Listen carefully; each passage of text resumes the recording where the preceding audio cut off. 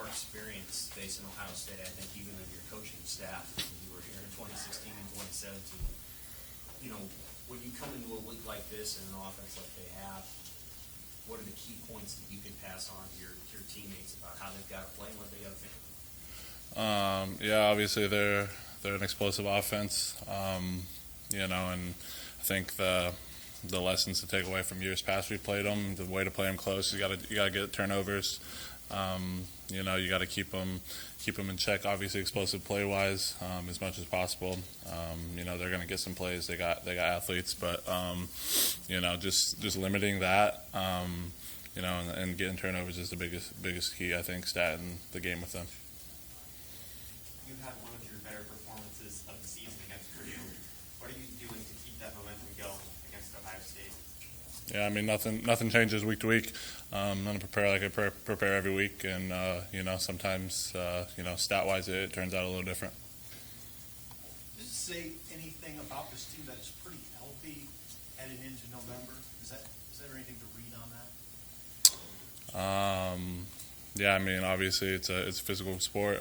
You can't control that, you know, entirely.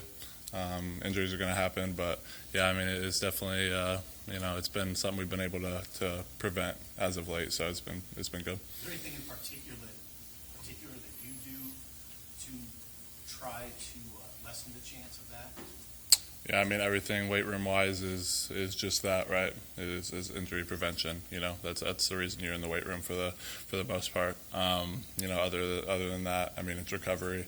But I mean, a lot of injuries you're not going to be able to prevent out there on the field. So there's not a ton you can do sometimes if you're going to get your knee blown out and someone rolls into you. I mean, what are you going to do about it? Right. It's football.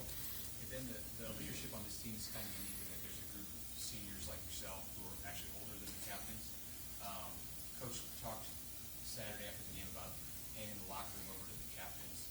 How much did the guys like yourself and JoJo, Markel, sixth-year seniors have a say in the message to the team and that conversation? Yeah, Joe was definitely vocal. I don't necessarily remember everyone that spoke. There's quite a few people that spoke after the game. But you know, the message is similar.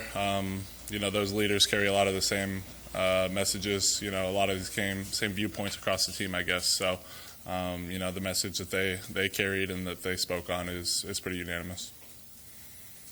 A lot of the guys, maybe in particular the defensive guys up here today, have expressed confidence.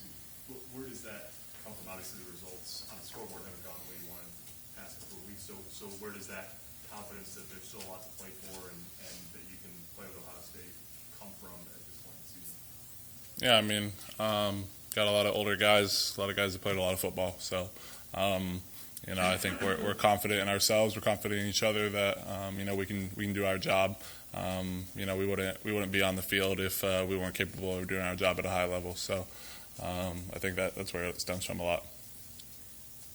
How big or how small do you perceive the talent gap to be between you guys and Ohio State? Or how much has that changed in your time here?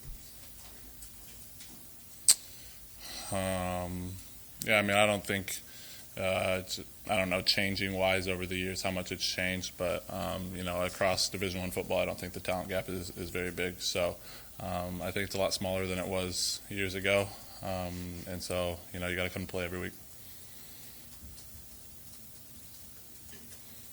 Any answer, Ben? Thank you, guys.